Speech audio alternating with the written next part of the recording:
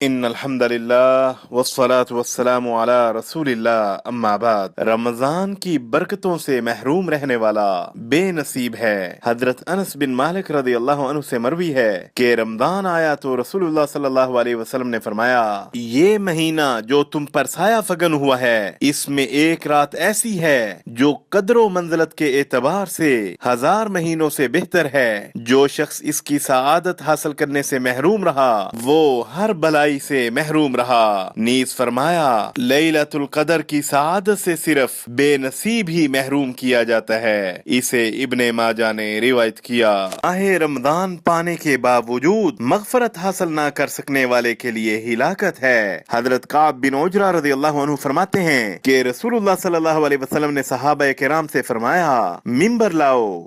ہم ممبر لے آئے۔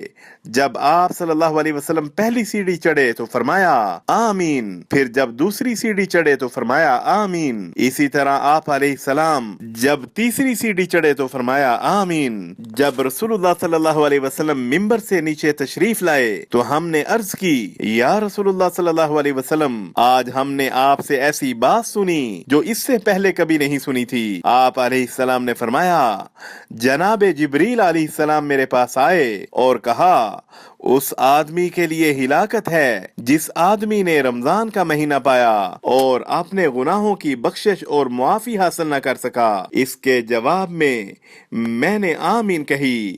پھر جب میں دوسری سیڑھی پر چڑھا تو جبریل علیہ السلام نے کہا، ہلاکت ہے اس آدمی کے لیے جس کے سامنے آپ علیہ السلام کا ذکر کیا جائے اور وہ آپ صلی اللہ علیہ وسلم پر درود نہ بھیجے۔